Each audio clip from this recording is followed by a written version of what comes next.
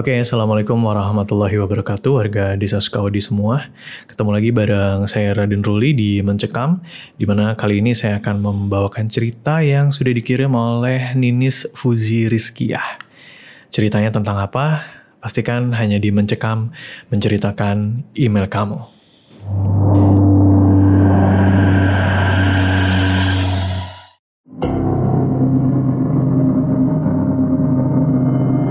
What I See, exclusive on Spotify. Download Anchor untuk bikin podcastmu gratis.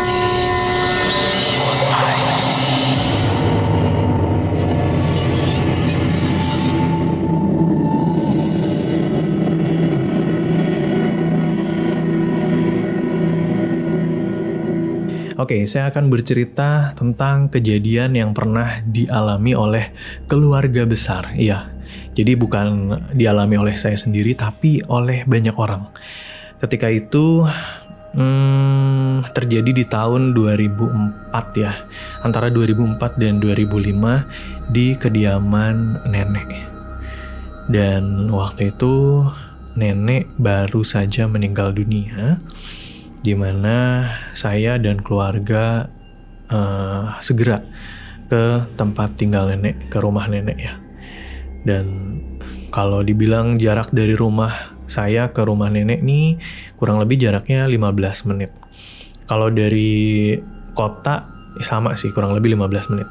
Jadi kita nih ada di masih di lingkungan kaki gunung gitu ya.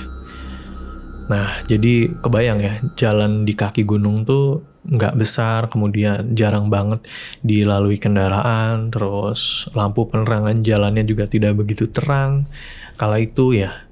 Dan kala itu juga masih sedikit banget kendaraan yang melintas di daerah kaki gunung. Angkot aja, kalau sore itu paling jam 6 udah nggak ada sama sekali ya. Biasanya malah jam 5 udah sepi.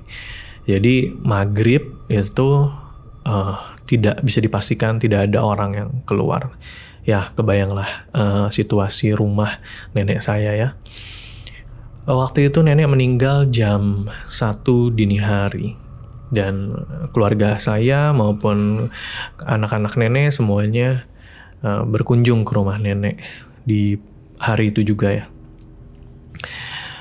Sebenarnya nenek memang sudah lama sakit-sakitan ya, karena memang sudah renta usianya, dan akhirnya hari itu pun dijemput oleh Yang Maha Kuasa. Dan dalam tradisi kami ada yang istilahnya namanya tuh tahlilan ya, dimana selama 7 hari berturut-turut kita semua dan ngundang tetangga ya, itu berdoa bersama mendoakan almarhumah nenek kami. Dan kami keluarga besar bersepakat untuk selama 7 hari itu yang bisa ya, itu nginep di rumah nenek. Jadi ada yang cuti, tapi ada juga yang ya memang harus beraktivitas atau kerja seperti biasanya, jadi ya nggak bisa nginep bareng kami. Tapi cukup banyak, lumayan waktu itu keluarga kami yang tidur di rumah nenek selama 7 hari. Hari-hari seperti biasa dilalui dengan bercengkrama, bersenda gurau, dan sebenarnya rumah nenek itu cukup gede ya, dan ada beberapa kamar, dan nenek itu setiap harinya semasa hidupnya itu tinggal dengan 2 anaknya dan 3 orang cucunya, jadi ada beberapa kamar yang juga tersedia. Cuma waktu itu memang keluarga besar kita tuh lebih seneng tidur di kamarnya nenek, karena ya sambil mengenang masa-masa dulu bersama nenek ya. Jadi kita ngobrol-ngobrol, bercengkrama itu di dalam kamar nenek. Beberapa lainnya tidur di kamar yang sudah disediakan. Sebenarnya ada satu kamar lagi di ruang tengah yang entah kenapa nggak mau diisi nih sama saudara-saudara semua. Mungkin karena pengap ya, karena tidak ada jendela di situ, jadi tidak ada ventilasi udara. Akhirnya hari demi hari, dan seingat saya waktu itu menjelang hari ke-7 ya, entah hari ke-5 atau hari ke-6-nya, seperti biasa sebenarnya di malam-malam hari kita masih suka bercengkrama, ngobrol. beberapa memang sudah tidur. Waktu itu salah seorang adik ibu saya, kita nih lagi ngumpul di ruang tamu ya, di ruang tengah. Itu adik ibu saya bilang, katanya gini, kalian dengar sesuatu nggak? Apaan? Ada seperti langkah orang berjalan, katanya gitu. Dan kita mencoba menelisik gitu ya, mendengarkan baik-baik, dan memang ada suara orang jalan. Saya sendiri dengar ya, tapi ada juga yang nggak dengar. Apaan sih, ngarang aja nggak ada kok gitu. Tapi semakin lama suara derap kaki ini semakin jelas. Dan kalau boleh disimpulkan, suara derap kaki ini adalah derap kaki sepatu kuda. Jadi bukan derap langkah manusia gitu ya. Dan kudanya juga nggak satu kalau didengerin baik-baik, semakin jelas gitu ya. Dan akhirnya yang tadinya nggak denger pun akhirnya ikut bisa denger gitu. Oh iya, ada suara langkah kuda di depan rumah nenek. Dan diikuti suara roda. Jadi bisa kami simpulkan bersama kalau itu adalah suara delman yang ditarik oleh lebih dari 1 ekor kuda. Bisa jadi 2 atau 3. Dan itu hal yang tidak mungkin. Karena apa? 1, menurut saudara kita yang tinggal di rumah nenek, gak pernah semasa hidupnya melihat kuda melintas, atau mungkin di tetangganya itu gak ada yang punya kuda. Itu yang pertama. Yang kedua, kudanya ini menarik delman. Dan yang ketiga, itu semua tidak akan mungkin. Karena apa? Karena gang, jadi rumah nenek itu ada di dalam gang, di mana lebar gangnya itu paling cuma 2 meter gitu. Yang tidak mungkin bisa dilalui sama kereta kuda atau delman, apalagi kudanya tuh nggak 1 gitu, bisa 2 atau 3 kuda, dan itu nggak masuk akal. Suara delmannya ini bolak-balik ke kanan, balik lagi ke kiri gitu, dan kami semua berbisik-bisik gitu ya, mencoba mencari logika gitu. Ini apa?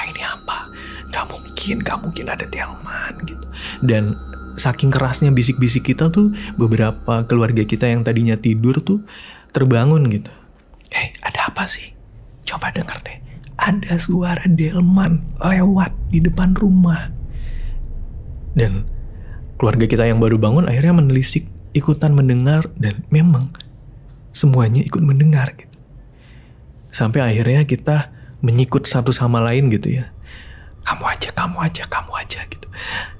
Kamu aja untuk mengecek di jendela depan rumah nenek, ngintip dari hordengnya, apakah benar atau suara apa itu sebenarnya gitu. Dan akhirnya kita menyepakati 2 orang, kita menunjuk 2 orang saudara ibu untuk mengecek gitu ya. 2 orang laki-laki nih. Ayo cek ke depan di hordeng, ngintip aja sedikit gitu. Akhirnya 2 orang itu merindik pelan-pelan menuju hordeng gitu ya. Dan ketika hampir sampai di jendela, ada suara, jadi rumah nenek itu depannya gerbang besi, seperti dipukul gitu, pakai ranting kayu, tang gitu, lumayan cukup keras gitu, tang. Dan 2 orang saudara kita yang tadinya mau ngecek tuh tersentak kaget gitu ya, padahal belum ngelihat gitu. Mundur dulu sedikit, kaget gitu. Dan beberapa orang di belakangnya pun ikutan kaget gitu, karena suaranya keras banget gitu. Tapi ya udah, lanjut, cek apa itu sebenarnya. Dan 2 orang saudara kita akhirnya maju lagi ke depan jendela dan mengintip. Dibukalah hordengnya sedikit, sampai terlihat jelas pelataran rumah nenek. Ada gerbang, dan gerbangnya tuh tembus ke depan gitu ya. Jadi hanya besi-besi saja gitu, yang vertikal gitu.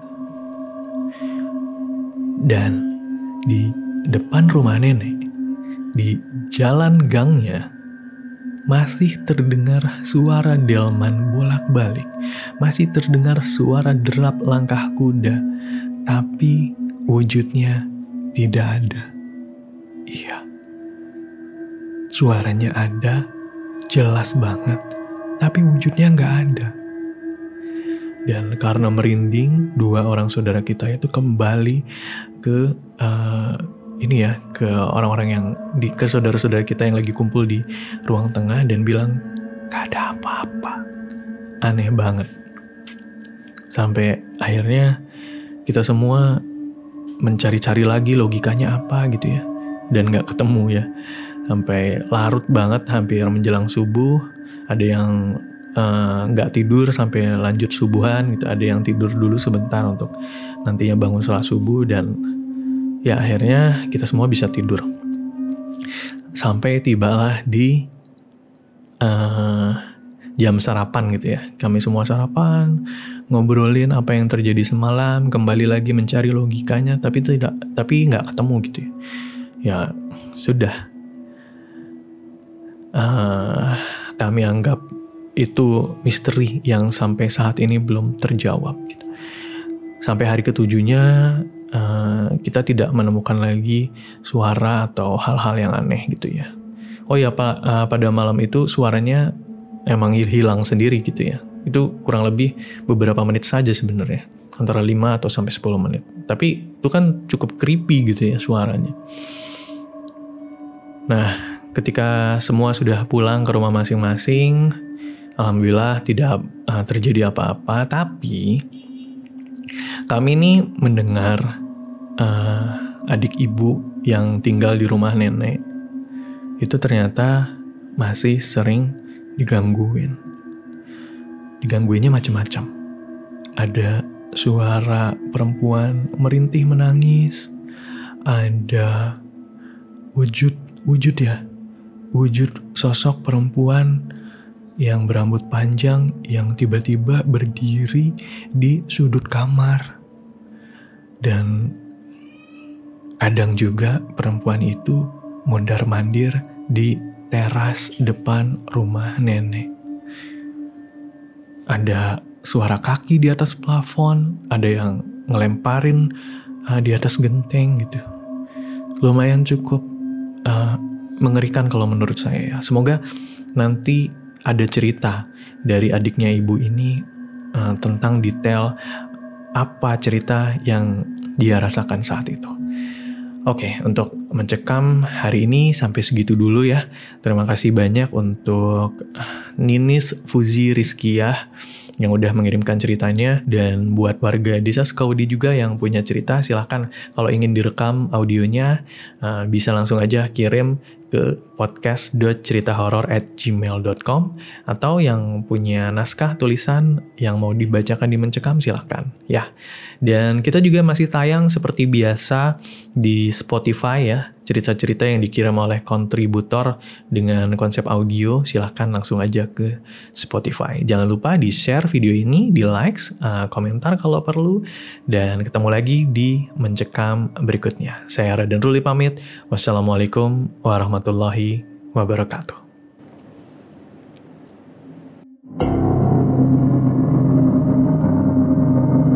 Do you see what I see? Exclusive on Spotify. Download Anchor untuk bikin podcastmu gratis.